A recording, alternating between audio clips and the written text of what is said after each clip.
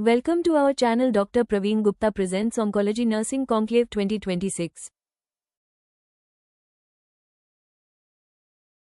To the PICC line insertion and PICC line, how we are going to manage, and we will take care of the PICC lines. So may I know who is handling the PICC lines in our institute? Can raise the hands. Marshall and Chandra classic. Chandra sister only. To Asha. Senior incharges भी handle. Senior incharges. So that these lectures are just for to upgrade your information and how to manage to और ज़्यादा उनमें अपन improvement कैसे कर सकते हैं.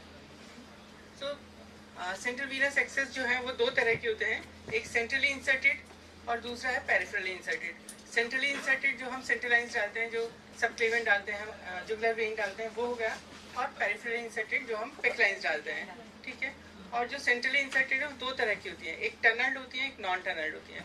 टनल्ड के अंदर कौन सी हो गई, जो कि हम पोर्ट डाल रहे हैं और हिकमेंस डाल रहे हैं. नॉन टनल्ड जो हम नॉर्मल सेंट्रल वीनस एक्सेस डाल रहे हैं, है ना, जो सेंट्रल लाइन सर्टिफिक्स डिओ ट्रायो ये तुम लोग तो मैनेज कर रहे हो ना, ठीक है. These are the tunnelled and non टनल्ड.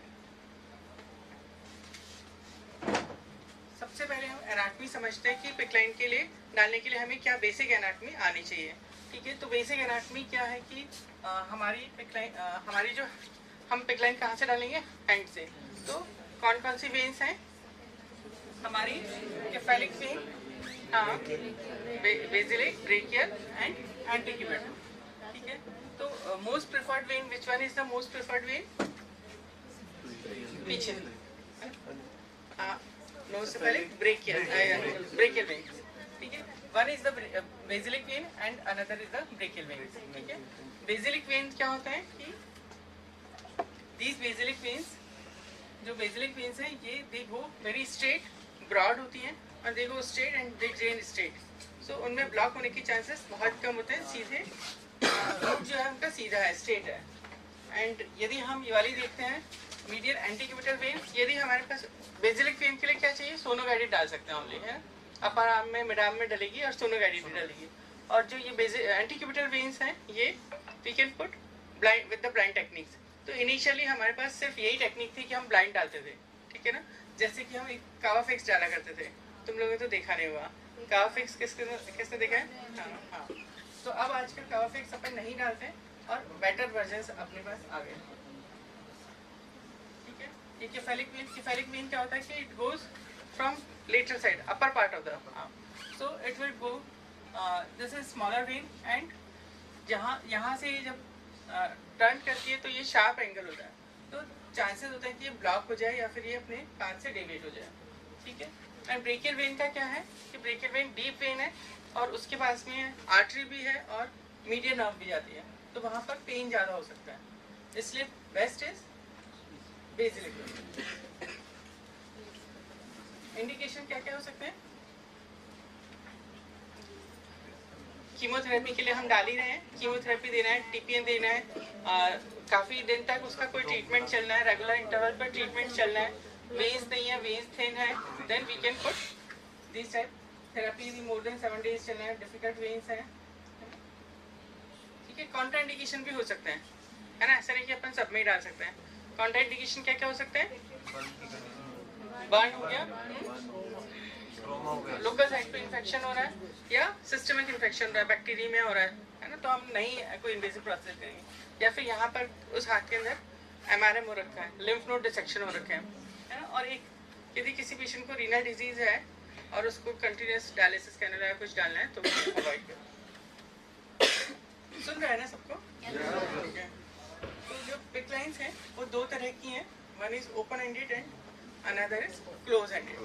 open ended देखिए अपने, इनिशियली हम लोग ओपन एंडेड डालते थे, अभी आजकल हम क्लोज एंडेड डाल रहे हैं, है ना. तो दीज आर ओपन एंडेड और दिस इज क्लोज. ओपन में सिंगल ल्यूमन हो सकती है, ट्रिपल ल्यूमन हो सकती है, ठीक है. ये दोनों तरह की हो गई. ये कौन सी है, ये Groshong power PICC. This is open ended because यहाँ पर इसके वॉल्व नहीं है। और जो ओपन एंडेड रहेगी उसके अंदर हमेशा क्लैंप रहेगा, क्योंकि उसमें यहाँ पर कोई सिस्टम नहीं है उसको कि बैकफ्लो को प्रिवेंट करने के लिए। क्लैंप होगा, clamp is in open ended, और जब क्लैंप नहीं है वो क्लोज एंडेड होगा। क्लोज एंडेड दो तरह की आ रही है, one is this is solo जो आजकल आने लगी है। इसके अंदर वॉल्व कहाँ होता है, इनके हब में होता है, ठीक है, वन वे वॉल्व। और जो दूसरी है जो हम डालते हैं दिस वन है ना, हम मैक्सिमम ये डाल रहे हैं, तो इसके अंदर वॉल्व कहाँ है, टिप पर डिस्टल एंड है ना, और उसमें था प्रॉक्सिमल एंड। ये है पूरा किट है जिसके अंदर ये किट में क्या क्या सामान आ रहा है, लाइन आती है, ठीक है, स्कैल्पर ये सब, और ये माइक्रो इंट्रोड्यूसर निडल, ठीक है।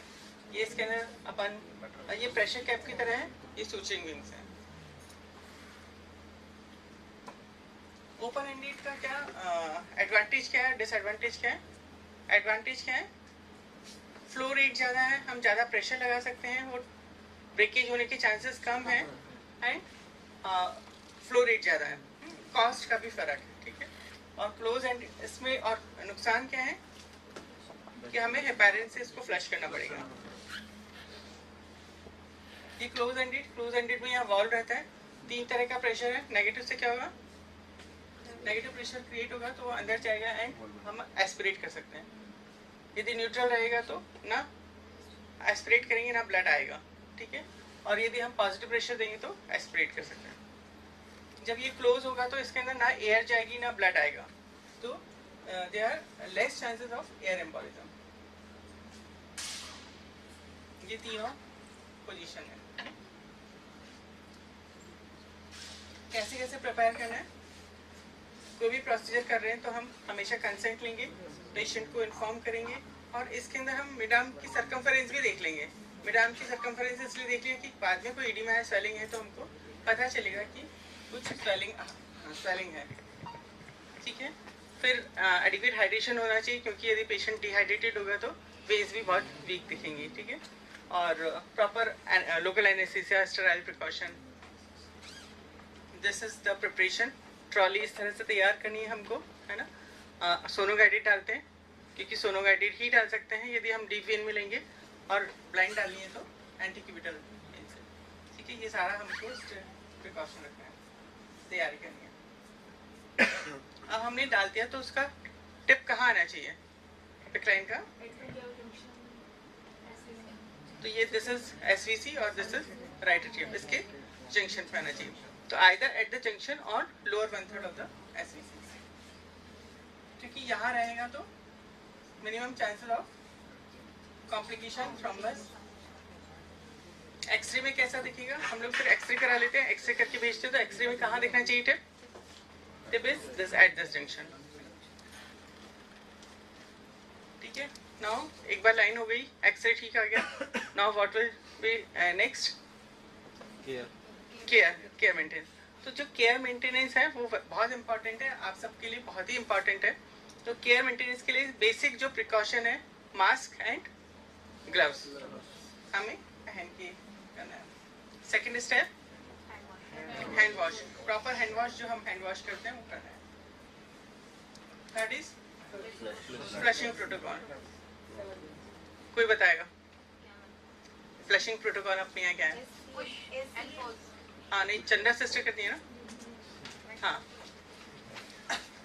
कि हमें क्योंकि इम्प्रूव करना है, तो कुछ यदि मिसिंग है 7 डेज से ड्रेसिंग करवानी है, और जब भी कोई फ्लूइड लगे या सैंपल हो कुछ भी हो तो प्लस बराबर करना है, उसको टेक्निक से प्लस करना है, पुश एंड पॉज चेक करना है, ब्लड फ्लो चेक करना है, ब्लड फ्लो अगर आ रहा है तो प्लस कर देना और हेपेरिन डालना है और हेपारिन डालना है। तो इन्होंने बेसिक बताया, उसमें 10 ml की सिरिंज यूज करनी है, हाँ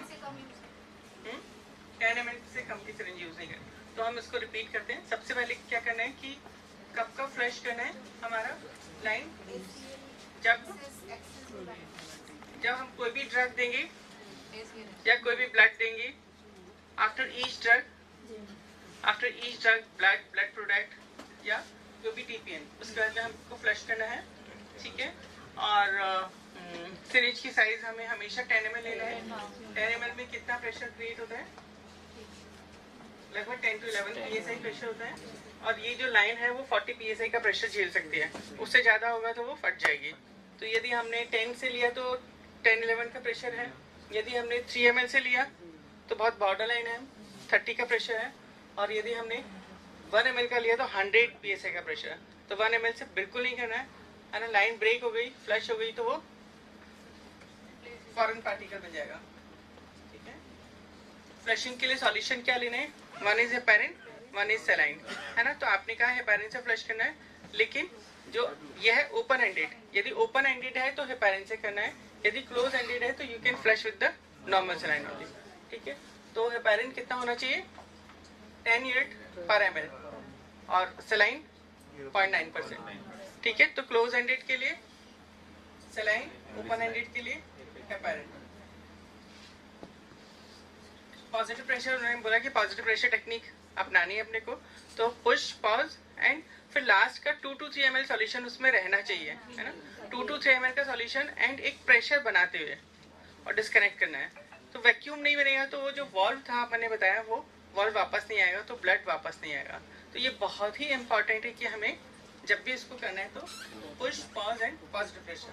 ठीक है। ये एक कैप्स भी आती हैं पॉजिटिव प्रेशर के लिए। प्रेशर ये अपन ने बताई दिया कि बस एक TPN और ब्लड, उसके बाद में 20 ml NS फ्लश करना है। बाकी हर ड्रग या कोई भी बीच में करना है तो 10 ml, 10, 20 किसके लिए?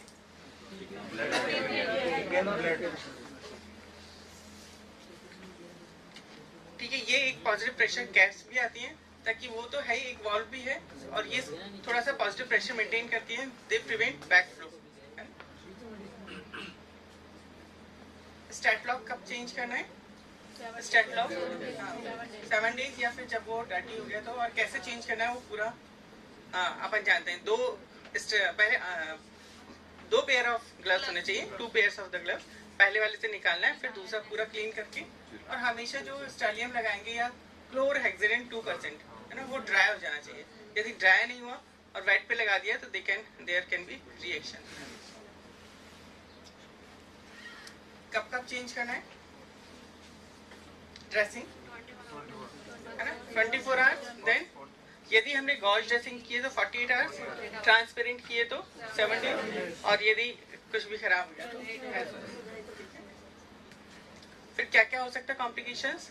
Occlusion, infection, phlebitis, dislodgement, bleeding, catheter, fracture. कैसे हमें यदि ऑक्लूजन है ना, ऑक्लूजन का मतलब क्या हुआ? रुकावट हो गई, नहीं जा रहा, तो कैसे चेक करना है उसको? एस्पिरेशन में नहीं आ रहा। ठीक है। फिर फ्लश में क्या हो रहा है? नहीं फ्लश हो रहा है, सलाइन नहीं जा रहा, है ना। तो कभी भी उसमें बहुत ज्यादा प्रेशर नहीं लगाना है। प्रेशर लगाएंगे तो लाइन टूट जाएगी और वो अंदर चली जाएगी, है ना। तो हमें क्या करना है? जब नहीं जा रहा तो सबसे पहले हाथ को अपडक्ट करना है। हो सकता है कि लाइन यहीं कहीं हो रही है, मैकेनिकल ऑब्स्ट्रक्शन। अपडक्ट करो, डीप ब्रीदिंग के लिए बोलो, वैल्सल्वा कराओ। तो जैसे कि अभी मैडम ने बताया था या डॉक्टर शिवानी ने बताया था कि वो अंदर जाकर के भी यहाँ चिपक सकती है लाइन। तो वैल्सल्वा करेंगे तो क्या होगा? लाइन ओपन हो जाएगी, वो उससे थोड़ा सा, है ना, जो हाँ उससे चिपक रही थी वो लाइन खुल जाएगी, है। तो ये first action abduction. Second action क्या करेंगे? कहीं गलती से हमारा क्लैंप लगा हुआ है, ठीक है, क्लैंप देखेंगे तो क्लैंप ही बंद है, ठीक है, तो उसको क्लैंप को खोल करके चेक करो। फिर बाकी जगह देखो कहीं किंक तो नहीं हो रही है ना, एक्सरे करा के देखो कहीं अंदर तो किंक नहीं हो रही है, ठीक है, और बाकी कहीं कैप और उसके अंदर कहीं ब्लॉक तो नहीं है। तीसरा क्या हो सकता है? Chemical occlusion. मैकेनिकल हो गया, केमिकल हो सकता है। केमिकल हमने एक ड्रग दिया था, फ्लश नहीं किया, दूसरा ड्रग दिया, तो केमिकल ऑक्लूजन में क्या होगा कि वो वाइट प्रेसिपिटेट्स हो जाएगा, ब्लड के अंदर ब्लड आएगा, इसमें प्रेसिपिटेट आ जाएगा, ठीक। केमिकल के लिए अलग अलग है, उसको मैं डिटेल में नहीं जा रही हूँ। सोडा बाइकार्ब से कर सकते हैं हम, है ना, एलसिस्टीन से कर सकते हैं, तो डिपेंडिंग की कौन सी ड्रग से ब्लॉक हुआ है। फिर तीसरा कैसे हो सकता है? थ्रोम्बोसिस हो सकता है। थ्रोम्बोटिक ऑक्लूजन कब होगा? कोई है हमने ढंग से फ्लश नहीं किया है, पुश पॉज मेथड से नहीं किया है ना, तो उसके अंदर थ्रोम्बोसिस में क्या होगा, पेन हो गया, रेडनेस हो गया, बैकफ्लो नहीं आ रहा है ना? और यदि इन्फ्लेमेशन हुआ तो भी ये होगा, और यदि ब्लॉक हो गया तो भी ये होगा। इन्फ्लेमेशन में पेन ज़्यादा होगा, ब्लॉक के अंदर पेन कम होगा और स्वेलिंग ज़्यादा होगा। थ्रोम्बोसिस को कैसे करेंगे, बस इसमें सबसे ज़्यादा इम्पोर्टेंट यही कि हमको बहुत ज़्यादा पुश फोर्स नहीं लगाना है। सुपरफिशियल है तो हम मैनेज कर सकते हैं, वार्म कंप्रेशन लगा दिया, लिम्फ एलिवेशन कर लिया, एडिमा कम हो जाएगा है। और यदि डीप है तो हमको थ्रोम्बोलिटिक एजेंट्स देने पड़ेंगे। Thrombolytic never attempt to unblock under pressure. Complete block है तो जस्ट इन्फॉर्म, ठीक है। अब हमें पिकलाइन निकालनी है नहीं निकालनी है वो डिपेंड करेगा कि पेशेंट की कंडीशन कैसी है। बहुत ज़्यादा ज़रूरी है, पार्शली जा रही है, पेशेंट को कोई इन्फेक्शन का वो नहीं है और कोई वेन नहीं है ना, तो हम यूज़ कर सकते हैं बट अंडर प्रिकॉशन, है ना।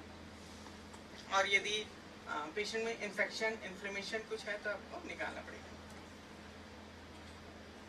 फ्लेबाइटिस कैसे पता चलेगा, पेन होगा, रेडनेस होगा, है ना? तो यदि फ्लेबाइटिस है उसके साथ में इन्फेक्शन नहीं हुआ है तो हम उसको लोकल कंप्रेशन से मेंटेन कर सकते हैं।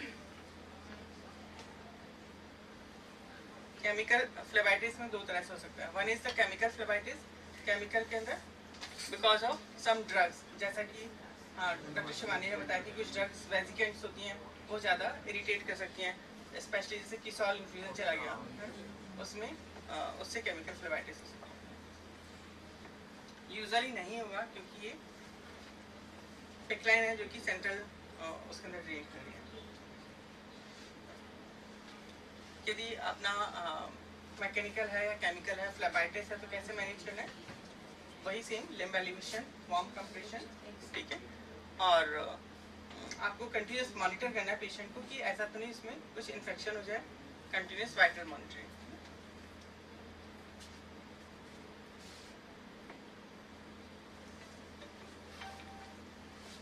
उसके अलावा यदि इन्फेक्शन लगता है, इन्फेक्शन क्या हो सकता है कि जो इसेंशियल जैसे इन्फेक्शन जैसा अभी बताया मैम ने कि अर्जेंट इमरजेंसी है ना, तो इन्फेक्शन है तो आपको तुरंत उसमें कल्चर साफ लेना है, कल्चर साफ को भेजना है और कल्चर के बाद में उसको रेगुलर इंटरवल पे मॉनिटरिंग करना है। और यदि कोई भी साइन सिस्टमिक इन्फेक्शन के हैं तो तुरंत मैनेज करना है। इन्फेक्शन कैसे पता लगेगा कि ये पिकलाइन से एसोसिएटेड है या फिर कुछ अलग नॉर्मल बैक्टीरिया में है, कैसे डिफरेंशिएट करेंगे? सबसे पहले फीवर होता है, दो सैंपल भेजेंगे, वन इज पिकलाइन, जब पिकलाइन पहले पॉजिटिव आएगा तो अपन पिकलाइन को कर देंगे टारगेट की पिकलाइन। पिकलाइन कितना करीब 2 घंटे पहले आना चाहिए पिकलाइन से, और वन इज पहले और दूसरा सेम ऑर्गेनिज्म। तो ये इस तरह से हम डिफरेंशिएट कर लेंगे। और रेयर क्या कॉम्प्लिकेशन क्या हो सकती है, एयर एम्बोलिज्म। तो वो जो कैप अपनी है, कैप तुरंत लगानी है। और इनमें क्योंकि क्लैंप नहीं है, जो ओपन एंडेड है उनमें क्लैंप है तो तुरंत क्लैंप लगाना है, और जो क्लोज एंडेड है उनके अंदर हमें कैप लगानी है ना। ऐसे नहीं कि वो कैप खुली रह गई हम थोड़ी देर बाद लगा देंगे। हालांकि एयर एम्बोलिज्म जो क्लोज एंडेड है उसमें चांसेस कम है। एरिथमिया हो सकता है पेशेंट को, है ना। पेशेंट अचानक से कहीं मुझे चेस्ट पेन हो रहा है या घबराहट हो रही है तो हो सकता है कि पिकलाइन जो है वो ऐसे नोड या वहाँ कहीं है, इरिटेट कर रही है, एरिथमिया की वजह से।